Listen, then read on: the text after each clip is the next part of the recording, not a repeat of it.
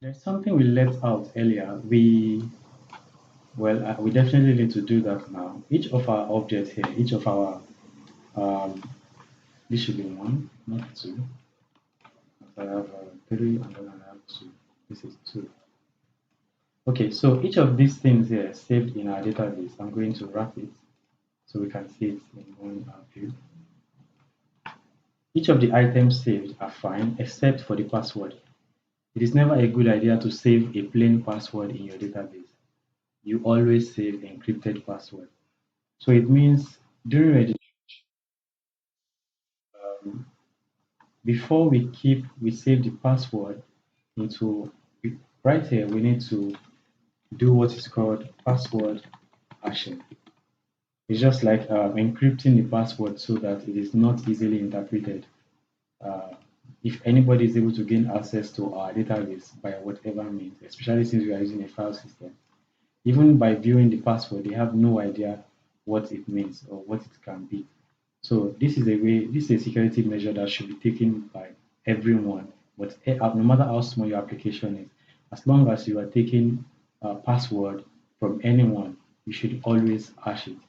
So we are going to be using something basic, but there are different methods of hashing a password in PHP. Let's just do a basic search, password hashing PHP. So there are different methods. I'm going to be using php.net because I recommend php.net, or you can also specifically search for W3 schools, or you can call it password encryption too. It's still the same thing. So you can use either of these two documents here, either this or this. So hash your password. You can read about them later. The example is already here.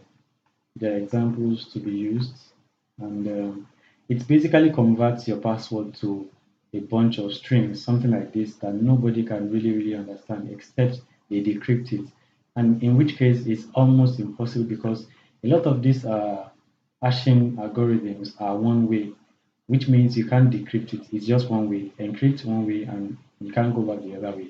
So let's just focus on using this because it's what I think is easier to use. I'm going to copy this now. So you can see it says create a new password hash using a strong one-way hashing algorithm, which means if you encrypt it, nobody can decrypt it. I don't think the system itself can even decrypt it. So what we'll do is to bring it here and wrap our password. That's the plain password they submitted before we save it into our database. We are going to wrap it with password hash.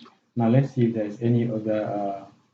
So it seems the only required parameter is the password parameter. The others are optional.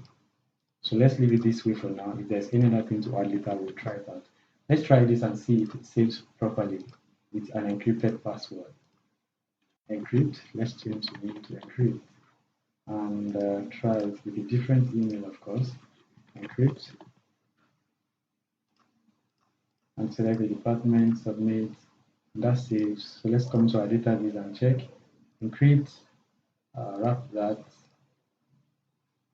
Okay, our password is currently null. I'm sure it's because there's something wrong with the encryption that we just did. So let's find out why. Uh, Create a new password. It's compatible with this. Let's see the example. There are usually examples down here. So let's copy this and use this parameter right here. I think that's what I'm missing.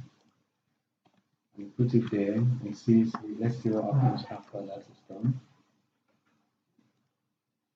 So say crypt, and this will be crypt, and select the gender, select that and this, and submit. So let's see if it works this time. Encrypt, wrap it. Yes, now our password is encrypted, and nobody can know that what we entered is just 1, 2, 3, 4. So you must do this for for all your applications. It might not be the same method of encryption. As I mentioned, there are different methods. You can try crypt. Uh, you can try is password hashing. There are different methods of hashing passwords. I'm sure there are still recommendations down here. There's, you know, I think this is another method that you can try. So we'll be sticking with this simple method now. Just add this to it, and you can try other options if you want. That's just what I wanted to show you.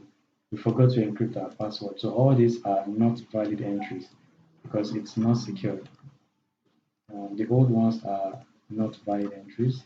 It's the plain password. This is a plain password, unacceptable for anything you build. No matter how small, this is not acceptable too. The password should never be null. Yeah, this is fine. So that means I'm going to be playing our database for our next tutorial.